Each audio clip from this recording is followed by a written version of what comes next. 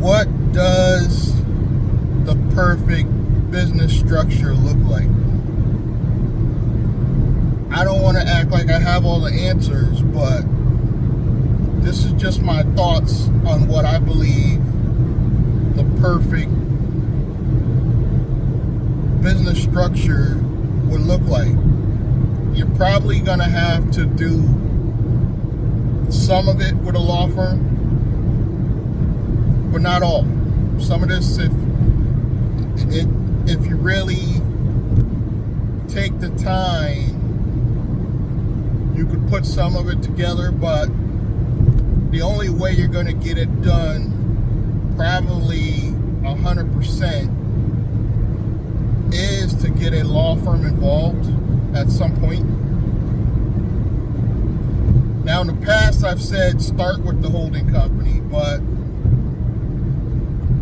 I reverse engineered all that and said sometimes you got to just start with the business, a operational business, and work backwards, because not all of us have the money to do it the correct way. If you have the money, you could do it the way I'm about to tell you, but not all of us have it that way. But if you have, and you don't need, when I say money, you don't need a lot of money. I'm thinking you could actually start off with a credit line of probably $20,000 to $50,000 and get it all set up. But in my opinion, you have to have a living trust, a revocable living trust. I don't believe in doing I believe in doing a revocable living trust because you're going to make some changes in the beginning, and when you die, it becomes non-revocable, meaning it stays in place. But while you're alive, you're going to make some changes, so a revocable living trust would be my start if you had like at least $50,000 to start. Then from there, I believe you should do a holding company with anonymity. Now, your revocable living trust is in your state, and even if it isn't in your state, because sometimes they're doing them where they're not necessarily, they sometimes are in Delaware or other states, but they're registered in your state. They set it up basically like a real corporation, and they registered in your state. So it is registered, your revocable living trust is registered in your state. But the holding company, the first holding company that your living trust is going to own, will have the anonymity. And there's reasons for that. So you're going to set it up in a place that has anonymity, like Wyoming or Delaware, or there's a few other states, Nevada, of course. You're going to set it up there. Now from there, that holding company, I believe, will hold like probably your most important assets, like your investments and stuff like that. And even if it doesn't own it, it will own the new LLCs. Like, let's say you buy your first investment property. Now, the property you live in could go directly into your living trust. I'm talking about just investments. Let's say you want to set up a LLC just to dabble with crypto.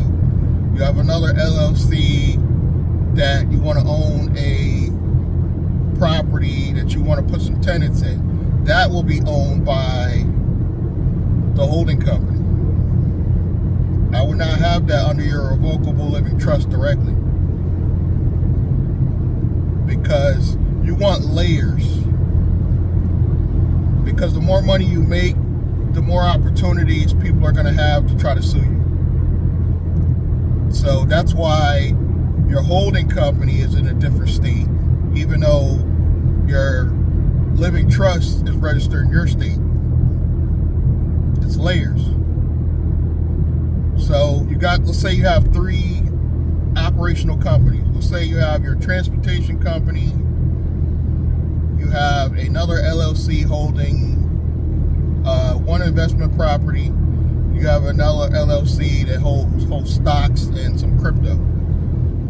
They're all going to be owned under that LLC, mind you. Your holding company should be an LLC, because the LLC has, talk to your law firm professional, because I'm not a professional. I'm getting the information from professionals, but I am not a registered professional. Disclaimer. Now, there's reasons for why it's an LLC to hide it, but all those different LLCs should be owned by that holding company. Preferably Wyoming. Delaware's a little bit more expensive, but you could do Delaware. That to me is the perfect structure. Now let's just say your LLC that owns all your transportation vehicles gets sued. They're going to go after the insurance first, which you're going to have. You're going to have business insurance as well as insurance to cover the individual cars. You're going to go after that if you get sued first. Then they might get greedy. If you get a greedy lawyer, they're going to try to dig up who owns this LLC, your holding company. Even if you managed it in the beginning, you're going to be able to you could actually sell. Let's say you reverse engineer this and you started with your transportation company. I would set all this up and sell that transportation company to your holding company. So now when you go to court and they'd be like, well, says you're the CEO, president, you could be like, yes, but I don't own it. Well, who owns it? This company. And you won't be lying in court, because that holding company does own it. And you have your paperwork showing that you sold it to that company. Layers.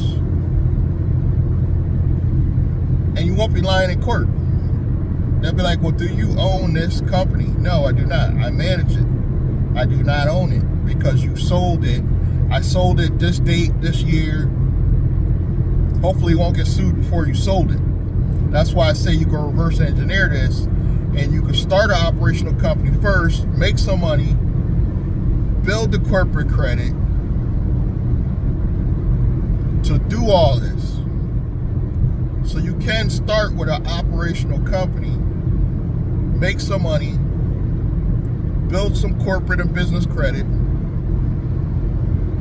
and then you can actually, let's say $20,000 line of credit will probably be enough to set all this up.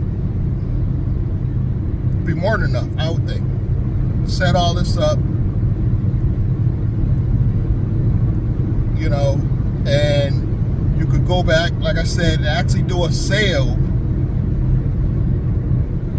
and actually take the proceeds from the sale and reinvest it back in your business. That's the beauty of it. You could actually, I could take the proceeds from the actual sale, put it in your living trust directly. And then your living trust could allocate some of that money back to the holding company if needed. Each one of these entities should have an individual bank account. It's a lot of paperwork to keep up with everything. But I think as time goes on, you got to learn to get better with the stuff. I'm learning. I currently only have one company, but in the future, I plan on having a structure because I'm going to do what I have to do to build enough corporate and business credit where I will have enough money using other people's funds to build all this. And my goal is to have, at some point before I die, at least, I'm saying at least, 6 figures in my living trust. I don't need a lot in the holding company, at least, because you got to remember they're gonna have lines of credit, corporate credit, business credit.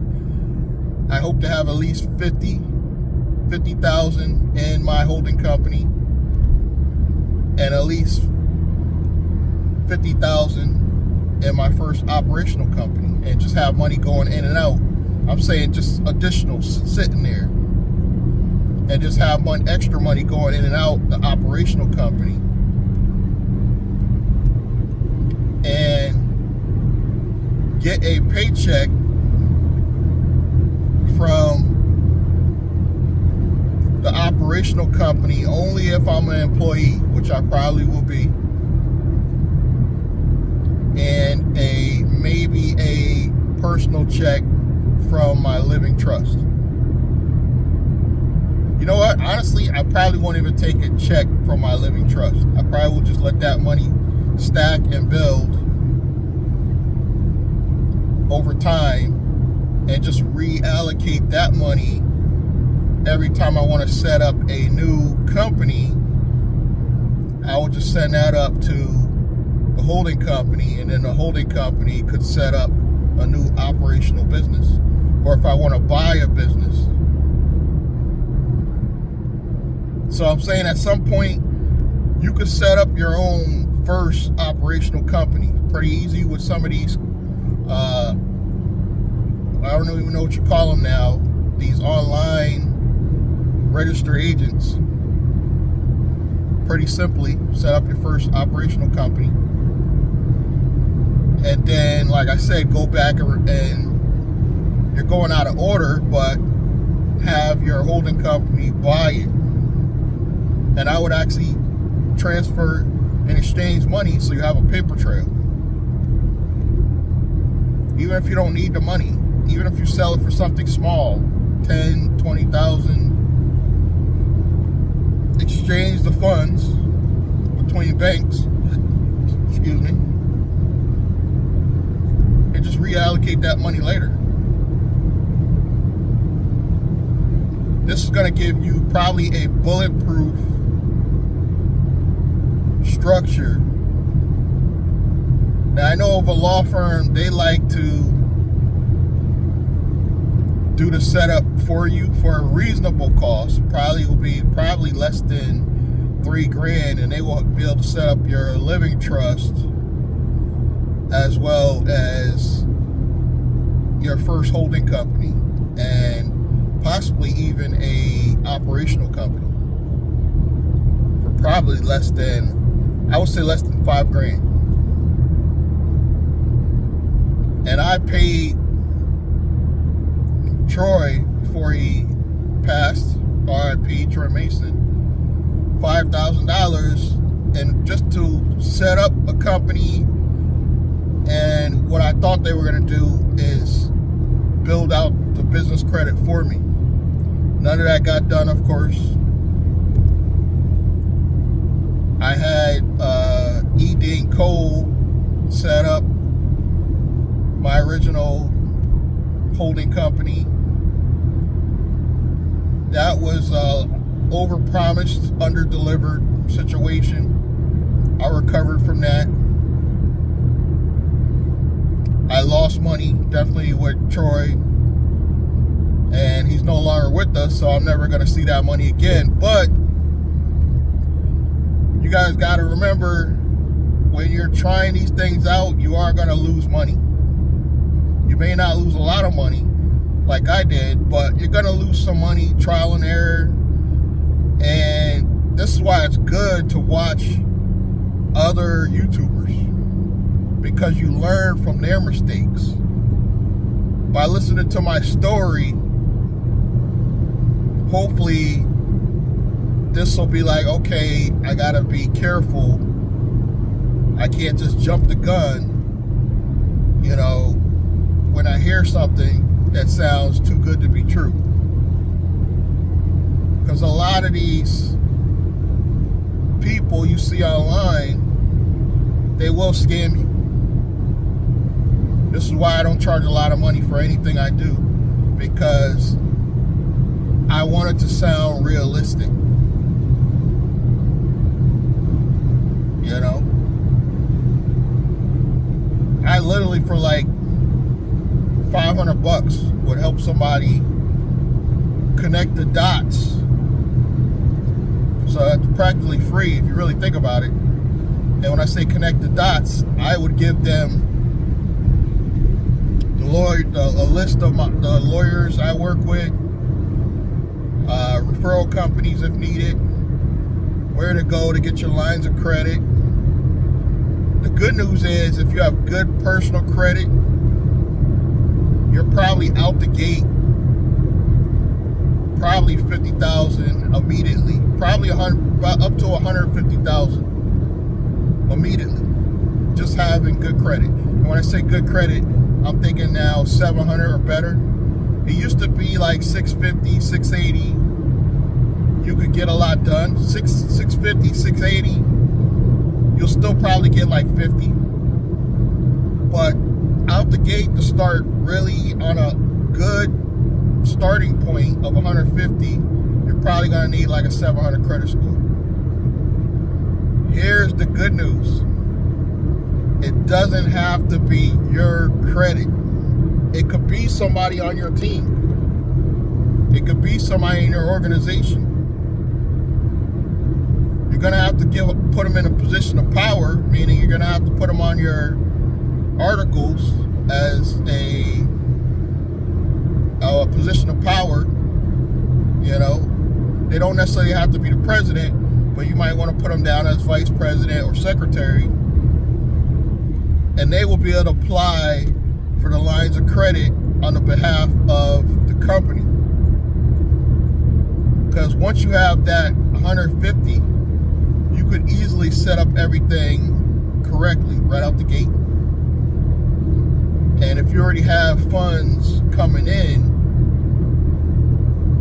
it makes it worthwhile. I probably would not pull the trigger if I don't have at least a side hustle going. Like, you could literally do this with like three gig workers. 3 gig workers could put this together because they have money coming in. I would say you could do this with your job, but your job, you're probably relying more on just making enough to pay your bills.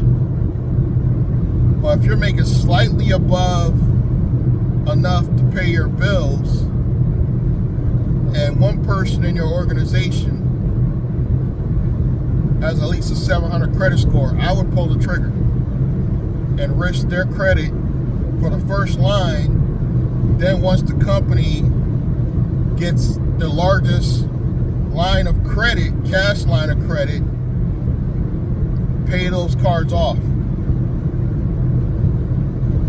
Just go ahead and pay those cards off, because you'll be able to reuse them for the company later. And in this case of gig workers, you could hire more drivers. There's a lot you could do. You could start a fleet. You could start a limousine service. You could start a courier business. Me personally, I'm starting a courier business. I was going to do more of a limousine style business, but I recently decided against that. And I'll tell you why. I think personal transportation is slowing down a lot. And obviously it's because of technology. So, and I'm not just talking Uber and Lyft. I'm talking Waymo. You know, at some point Tesla will get themselves together. They got the Chinese company BYD, supposed to be better than Tesla.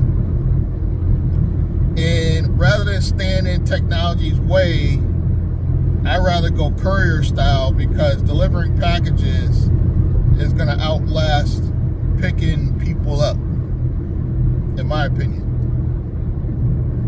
At some point, I would say 5 to 10 years, automation is going to be completely kicked in, and everybody will be getting rides from automated cars. But deliveries will not be there yet. Even though they say Amazon trucks, some of them are going to be automated and all this, I think that's a lot further out. That's more like 15, 20, 30 years. So delivery is going to outlast rideshare or food delivery. Food delivery is going to start getting replaced by AI too. But delivering packages is still going to be human-based a little longer, I believe. And that's why I decided to do a courier-style business. Here's the thing about the courier-style business. It's going to be easy to get cars with business credit because you don't have to liquidate the cards. You could use the physical card to purchase vehicles. Gas cards are going to come in handy. You know, those are going to be easy to get for a new company with somebody with good credit.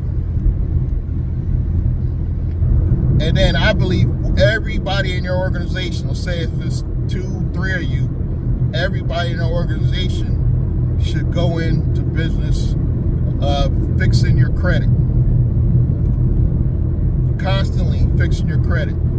Like even if you have a 700 credit score, going back, taking some inquiries off, repairing what needs to be repaired. Everybody in your organization should have good credit. So when you need to pull the trigger to build more lines, let's say you want to buy a big commercial building, and it takes all 3 of you. You want to be able to pull the trigger and buy that commercial building. I had a passenger one time that said using your personal credit to build business credit was a scam.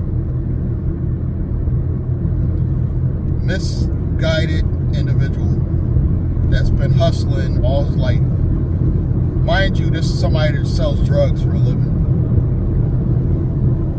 But yet he's calling building business credit with the personal guarantee is a scam. Poor, misguided individual. Now here's the good news as well with credit repair. 2 things. You could use AI to fix your credit now. I found a affordable do-it-yourself website that you can repair your own credit. If I remember, I may leave a link below in the future. If not now. You can repair your own credit and it uses AI. Uses AI to tell you exactly what needs to be repaired. You print your own letters out, put your own stamps on, you sign your letters, you mail it in. It's not going to be a quick process, but it's going to be just as fast as if you went to a expensive credit repair company, paid over $1,000. You're still going to wait. Some things you might get off in a month. Some things may take 6 months. You might have one thing that takes a year.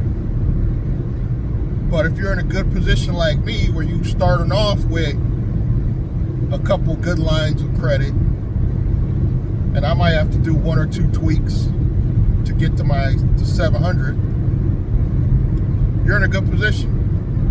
I'm going to start using this AI software myself. Very affordable.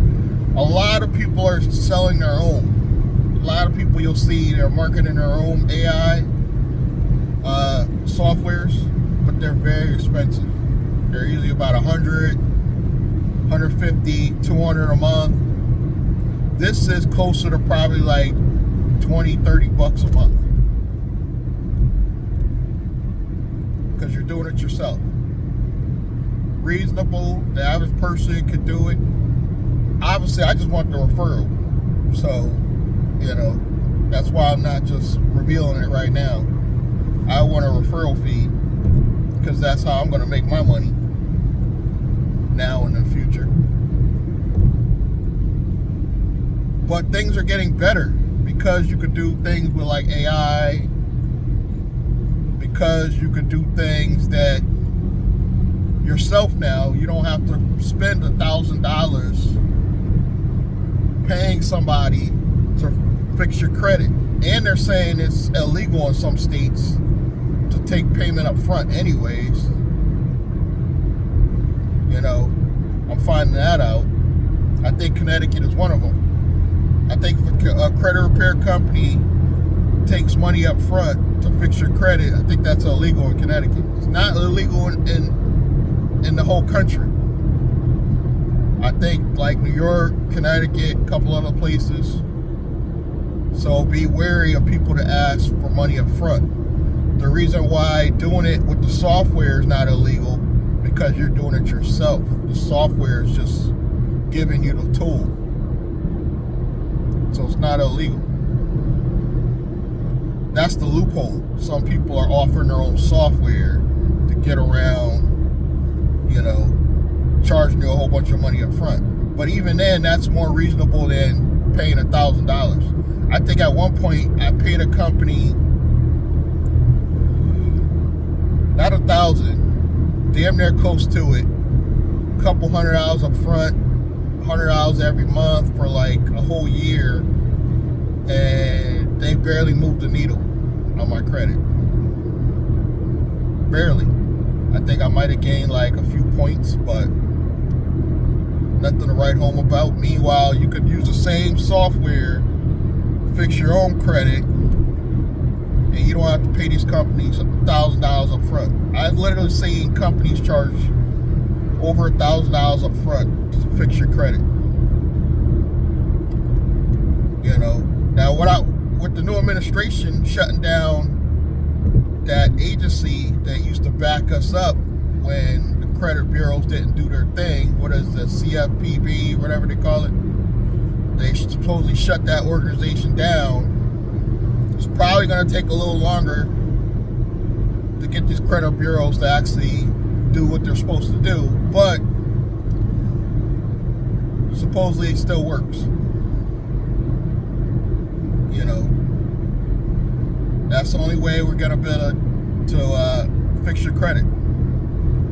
Is you got to actually go in, have the AI analyze what you need to attack first. And it's better than a human doing it anyway, because a human has hundreds of people they got to work on. They're not going to move fast. But the AI that you're using is going to only work for you. So that's all the news I got for you today, guys. I hope this was helpful, informative. In my mind, that is how you could build the perfect business structure. Holding company, your living trust owns your holding company owns your operational companies. Everybody in the organization has at least a 700 credit score.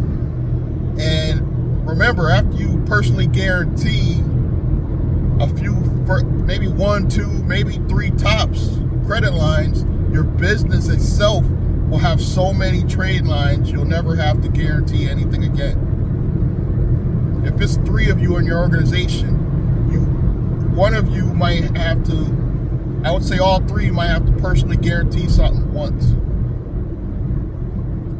That's going to give you 3 to 5 trade lines on your business. And if you're say, have a car loan under your business, and you've been paying that car loan on time, that's going to give you enough business credit to go get another car and another car.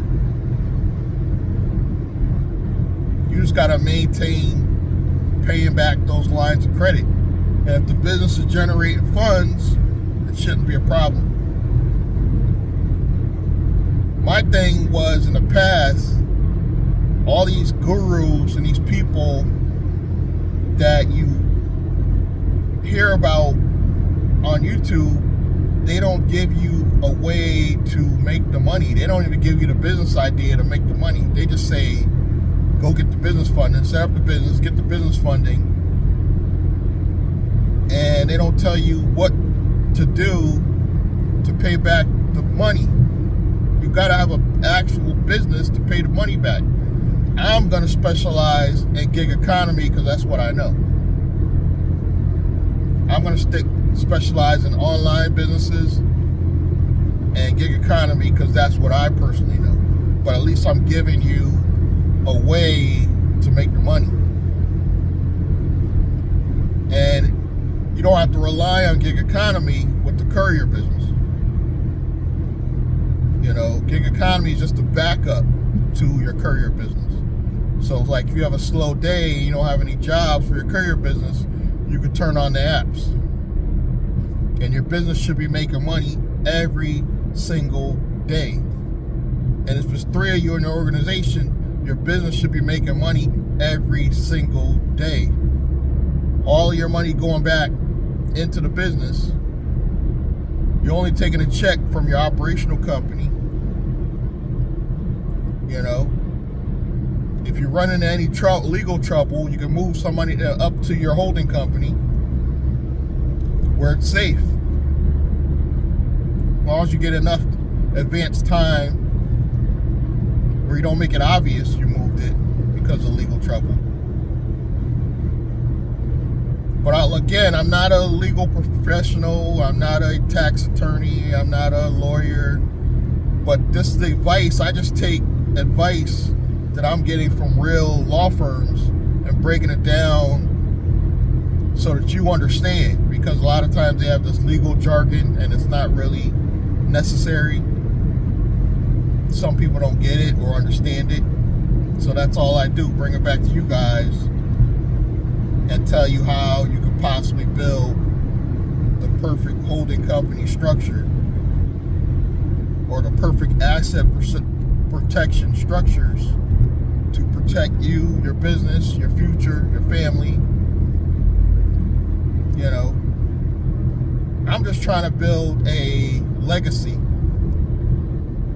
for my family, but you got to focus on yours. You know, you don't have to take my advice, but it's here if you want to.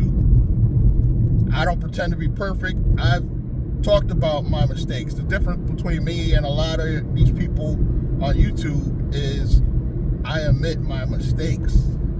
I admit I went to E.D. Cole and he was the wrong person. I admit I worked with Troy Mason and he was the wrong person. You know, not to talk ill about the dead, R.I.P., but I gotta be honest.